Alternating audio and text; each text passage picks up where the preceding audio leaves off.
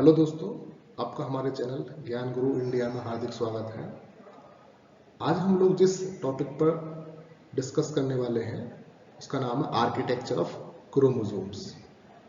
इस टॉपिक में हम लोग क्रोमोसोम्स के बारे में समझेंगे, उसकी स्ट्रक्चर्स के बारे में देखेंगे, इसकी स्ट्रक्चर किस तरीके से फॉर्म्ड होती है, टाइप्स ऑफ क्रोमोसोम्स, ये सारी चीज़ें जो है हम स्टडी करने वाले हैं। So let's start.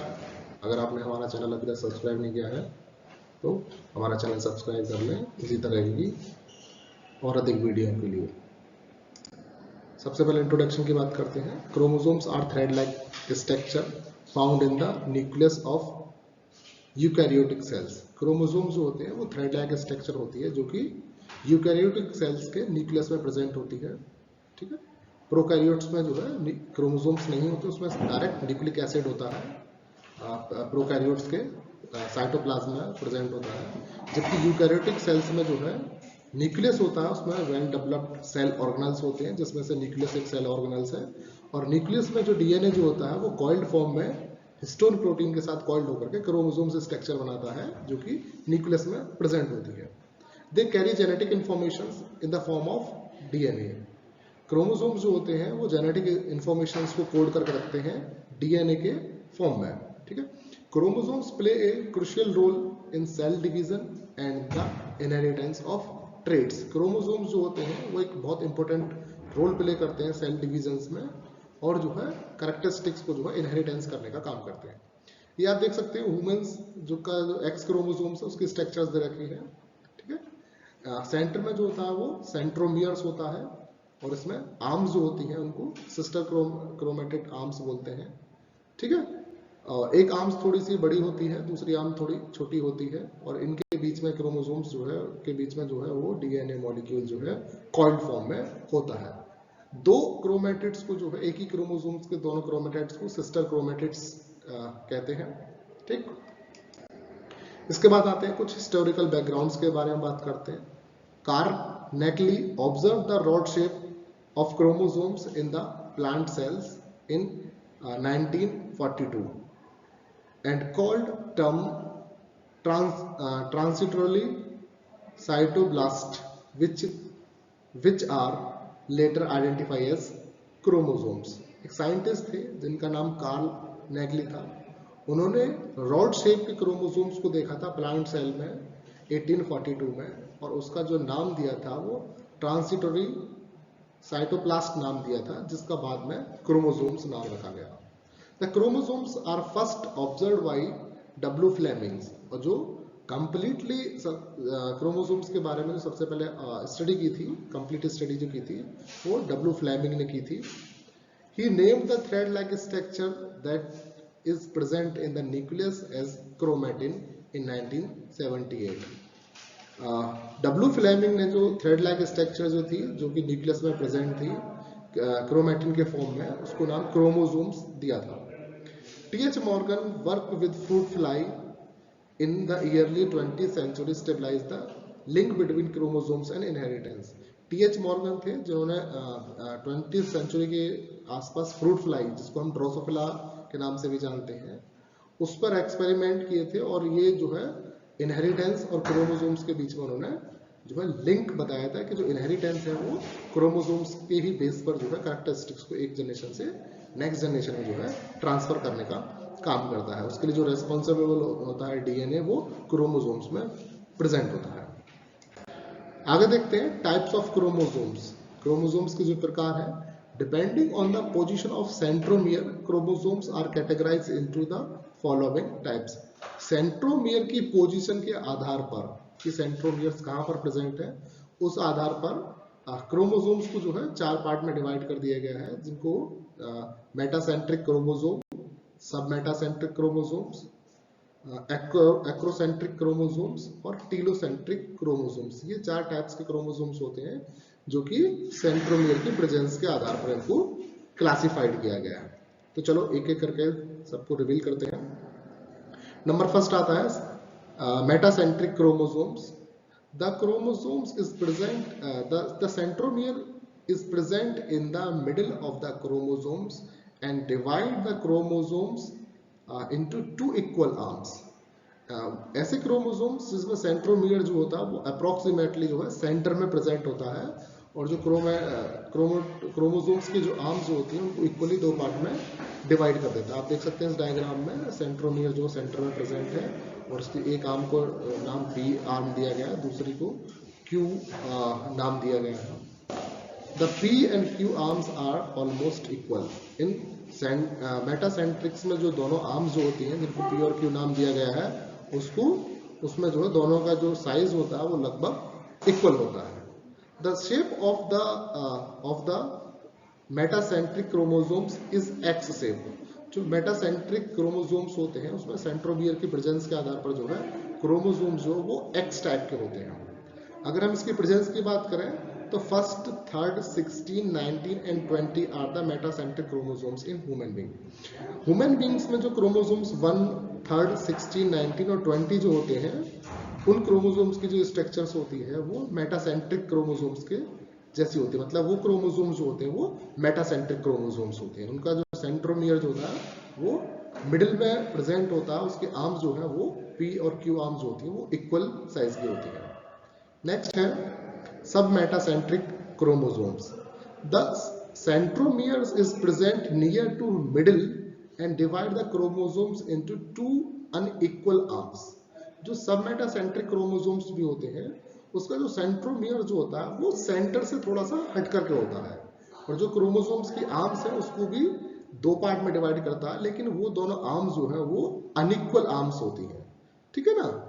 It is an L shape chromosomes. इस क्रोमोसोम की जो स्ट्रक्चर होती है वो थोड़ी सी एल शेप के समान होती है। जैसे तरीके से आप एल इंग्लिश कैपिटल लेटर का जो एल लेटर है उसकी अगर हम स्ट्रक्चर देखते हैं तो उसमें एक आर्म छोटी होती है, एक आर्म बड़ी होती है। इसी तरीके से जो है सबमेटासेंट्रिक क्रोमोसोम्स जो होते हैं उसमें एक आर्म छोटी होती है, जो पी आर्म जो होती है वो छोटी होती है, और जो क्यू आर्म जो होती है वो थोड़ी सी बड़ी होती है, जिसकी वजह से उसका जो स्ट्रक्चर होता है वो एल शेप होता है।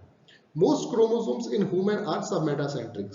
जो क्रोमोसोम्स ह्यूमंस में प्रेजेंट होते हैं उनमें मैक्सिमम क्रोमोसोम्स जो होते हैं वो सबमेटासेंट्रिक होते हैं। एग्जांपल के फॉर्म में सेकंड, फोर्थ, 12, 17, 18 और एक्स क्रोमोसोम्स। अगर हम एलोसोम्स की बात करें तो ह्यूमंस में chromosome number second, chromosome number 4, chromosome number 4 से लेकर के 12 तक, मतलब 4, 5, 6, 7, 8, 9, 10, 11, 12, 17 और 18 ये एलोसोम्स क्रोमोसोम्स होते हैं, जिनकी जो स्ट्रक्चर जो होती है वो किस तरीके की होती है, सब मेटासेंट्रिक होती है। और जो एलोसोम्स क्रोमोसोम्स ऑटोसोम क्रोमोसोम्स होते हैं उसकी जो स्ट्रक्चर, उसमें जो एक्स क्रोमोसोम्स होता है उसकी जो स्ट्रक्चर होती है वो भी सब मेटासेंट्रिक क्रोमोसोम्स ही होते हैं। चलते हैं नेक्स्ट की तरफ। Acrocentric chromosomes. The centromere are present near to the end of chromosomes. इसमें जो सेंट्रोमियर जो होता है वो एक आर्म के लगभग पास में होता है, मतलब एक आर्म के एंड साइड पर होता है।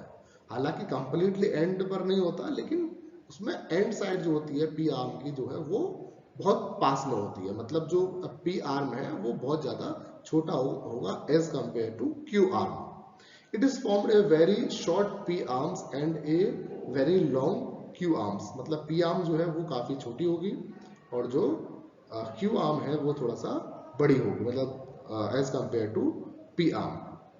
एग्जाम्पल के फॉर्म में देखते हैं हम क्रोमोसोम्स नंबर 13, 14, 15, 21 और 22 जो क्रोमोसोम्स होते हैं, ठीक है, वुमेन्स बीइंग में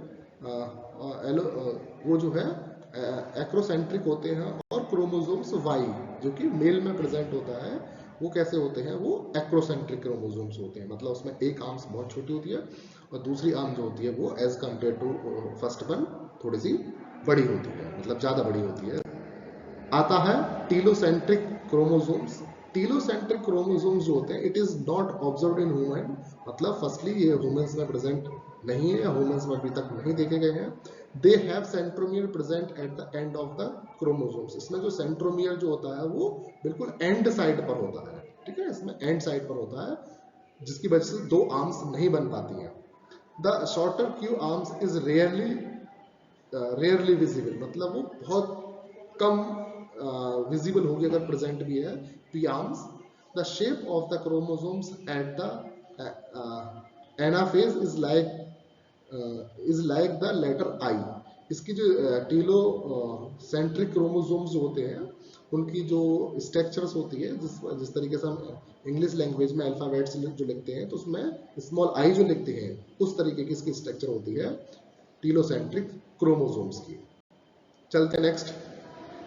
ये दे रखे हैं सारे के सारे जो टाइप्स हैं, चारों टाइप्स, उसकी स्ट्रक्चर दे रखी है। ये जो क्लासिफिकेशन है क्रोमोसोम्स का, ये किसके बेस पर है? On the location of centromeres. ठीक है, मेटासेंट्रिक, सब मेटासेंट्रिक, एक्रोसेंट्रिक और टीलोसेंट्रिक। ठीक, अब बात करते हैं क्रोमोसोम स्ट्रक्चर के बारे में बात करते हैं। Chromosomes consist of DNA wrapped around histone proteins formed chromatins. Chromosomes की जो स्ट्रक्चर्स होती है, अगर हम उसको थोड़ा डिटेल में बात करें तो क्रोमोसोम्स की जो स्ट्रक्चर होती है उसमें डीएनए जो होता है वो हिस्टोन प्रोटीन पर कैसा होता है? रैप्ड होता है। ठीक है ना, हिस्टोन प्रोटीन्स होती हैं H2A, H2B, H3 और H4। ये 4 हिस्टोन प्रोटीन्स होती हैं जो कि कैसे डबल उसमें प्रेजेंट होती हैं। ठीक है ना, मतलब ये ऑक्टा प्रोटीन्स होती हैं, 4 प्रोटीन्स होती हैं जो कि डिप्लॉयड फॉर्म में होती हैं। मतलब डिप्लॉयड फॉर्म में का मतलब फ्रंट पर भी यही 4 प्रोटीन्स होंगी और एंड पर भी यही 4 प्रोटीन्स होंगी, जिसके ऊपर जो डीएनए जो है वो कॉइल्ड रहता है। वो डीएनए जो हिस्टोन प्रोटीन्स के ऊपर कॉइल्ड होता है उसको हम बोलते हैं लिंकर कोर डीएनए, और जो दो हिस्टोन प्रोटीन्स के बीच में जो डीएनए होता है उसको लिंकर डीएनए नाम दिया जाता है। The centromere is the central region that hold sister chromatid together. जो सेंट्रोमियर जो होता है वो क्रोमोसोम्स के सेंटर में प्रेजेंट होता है। जब सेल डिवीजन होता है और क्रोमोसोम्स जो है वो पोल्स की तरफ सैचुरेटेड होते हैं in the presence of spindle fibres, तो जहां पर स्पिंडल फाइबर्स अटैच होते हैं क्रोमोसोम्स से वो सेंट्रोमियर्स पर प्रेजेंट होते हैं। ठीक है ना, सेंट्रोमियर्स जो है वो क्रोमोसोम्स को 2 इक्वली पार्ट में डिवाइड करता है, जिसमें से एक पी आर्म्स और दूसरी क्यू आर्म्स होती है। ठीक है, अगला है telomeres are protective cap. Telomeres are the protective cap at the end of chromosomes.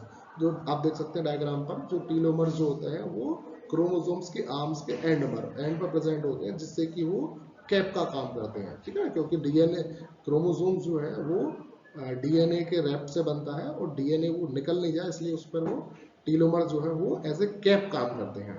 ठीक है, क्रोमोसोम्स में डीएनए प्रेजेंट होता है जो कि डबल हेलिकल्स होता है और एंटी पैरेलल होता है, जो कि जिसमें बेस पेयर प्रेजेंट होते हैं। वो हिस्टोन प्रोटीन्स के ऊपर रैप्ड होता है और जो डीएनए हिस्टोन प्रोटीन्स के ऊपर रैप्ड होता है उसको बोलते हैं कोर डीएनए। जो डीएनए 2 हिस्टोन प्रोटीन्स के बीच में होता है उसको बोलते हैं लिंकर डीएनए। चलते हैं नेक्स्ट की तरफ। नेक्स्ट दे रखा है karyotypes. Karyotypes is a visual representation of an individual's chromosomes arranged by size and shape। कैरियोटाइप्स क्या होता है? किसी भी ऑर्गेनिज्म के क्रोमोसोम्स का अपीयरेंस होता है। ठीक है ना, जिसमें सारे क्रोमोसोम्स की प्रेजेंस, उनके नंबर्स और उनकी स्ट्रक्चर्स की जो हम स्टडी कर सकते हैं।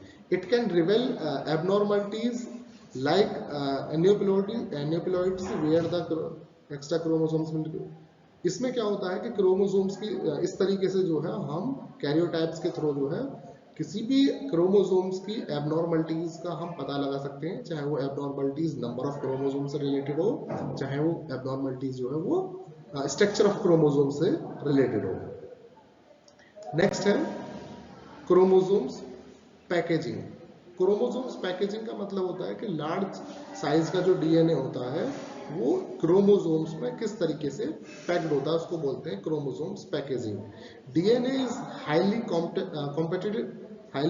Combed in the chromosomes to fit within the nucleus. जो डीएनए जो होता है वो काफी जो है रैपअप तरीके से जो है क्रोमोसोम्स के अंदर प्रेजेंट होता है, क्योंकि डीएनए का साइज जो होता है वो काफी बड़ा होता है। वो इस तरीके से एडजस्ट होता है क्रोमोसोम्स के अंदर कि उसको जो है कम साइज में जो है पूरे के पूरे डीएनए को फिट किया जा सकता है। ये इसके बारे में जो डीएनए क्रोमोसोम्स पैकेजिंग के बारे में जो एक्सप्लेन करते हैं उस थ्योरी को बोला जाता है न्यूक्लियोसोमी मॉडल्स। ठीक है ना, जिस थ्योरी के अकॉर्डिंग ये बताया गया है कि किस तरीके से डीएनए जो है वो हिस्टोन प्रोटीन्स के ऊपर कॉइल्ड होकर के क्रोमोसोम्स के स्ट्रक्चर्स बनाता है, उस थ्योरी को बोला गया है nucleosome models. Histone are protein that help package DNA and regulate gene expressions. Histone जो होती है वो प्रोटीन्स होती हैं, हिस्टोन प्रोटीन्स इनका नाम दिया गया है, और वो डीएनए की पैकेजिंग के लिए हेल्प करते हैं, जिससे कि रेगुलेट जीन एक्सप्रेशन, जिससे कि जो जीन एक्सप्रेशन है उसको रेगुलेट किया जा सके। अगला तरीका क्रोमोसोम्स रेप्लिकेशंस। एक्चुअली क्रोमोसोम्स रेप्लिकेशंस का मतलब यहाँ पर डीएनए रेप्लिकेशंस का है, जिसमें डीएनए जो है अपनी मल्टीपल कॉपीज बनाते हैं, उस प्रोसेस को डीएनए डुप्लीकेशंस या डीएनए रेप्लिकेशंस कहते हैं। ठीक है, DNA replications occurs during the S phase of the cell cycle. Cell cycle जो है उसको जो है कुछ ग्रुप्स में डिवाइड कर दिया गया है, कुछ स्टेजेस में डिवाइड कर दिया गया है, जिसको G1, S, G2, M बोलते हैं। G1 और G2 जो फेज है उनको गैप फेज बोलते हैं, जिसमें कि कोई भी न्यूक्लियस जो होता है वो अपनी डीएनए रेप्लिकेशन के लिए जो भी रिक्वायरमेंट्स होती है, प्रोटीन्स की, आरएनएस की या अदर सेल ऑर्गेनेल्स की जितनी भी रिक्वायरमेंट्स होती है, वो सारी की सारी G1 और G2 फेज में कंप्लीट की जाती है। एस फेज का मतलब होता है सिंथेसिस फेज, जिसमें डीएनए जो है वो अपने आप को रेप्लिकेट करता है और अपनी सिमिलर कॉपीज बनाता है, जिस प्रोसेस को हम बोलते हैं डीएनए रेप्लिकेशन, उसी को बोलते हैं क्रोमोसोम्स रेप्लिकेशंस। ठीक है, ये सेल साइकिल के एस फेज में डीएनए अपने आप को रेप्लिकेट करता है, जिसको सिंथेसिस फेज बोलते हैं।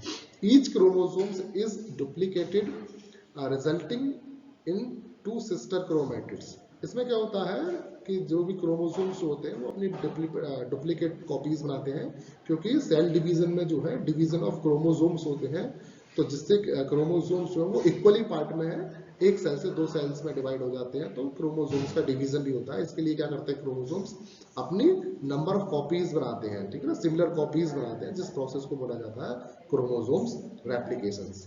इसमें क्या होता है, डीएनए जो है, जो कि डबल हेलिकल डीएनए है, वो क्या होती है, उसकी दोनों हेलिक्स जो है वो सेपरेट होती हैं with the help of enzyme. Helicase enzyme जो है डीएनए के दोनों स्ट्रैंड्स को क्या करता है, अलग अलग करता है। उसमें से एक स्ट्रैंड का नाम जो है दिया गया है लीडिंग स्ट्रैंड्स, और दूसरे का बोला जाता है लैगिंग स्टेज। इसको कंटिन्यूअस और डिसकंटिन्यूअस स्ट्रैंड भी बोलते हैं, और ये स्ट्रैंड्स जो हैं वो डीएनए पॉलीमरेज एंजाइम्स के हेल्प से जो है सिंथेसाइज होते हैं। ठीक है, मतलब जो डीएनए का जो सिंगल स्ट्रैंडेड है वो सिंथेसाइज होकर के डबल स्ट्रैंड्स बनता चला जाता है, जिससे कि डीएनए सिंथेसाइज होने के बाद वो क्रोमोसोम्स जो है अभी अपने आप को रेप्लिकेट करता है, और नंबर ऑफ क्रोमोसोम्स जो वो अपने आप को डबल कर लेते हैं, जिससे कि वो इक्वली 2 सेल्स में जो है डिवाइड हो सके। इस पूरी प्रोसेस में, डीएनए रेप्लिकेशन की प्रोसेस में, डीएनए पॉलीमरेज एंजाइम्स जो होता है वो एक बहुत इंपॉर्टेंट रोल प्ले करता है।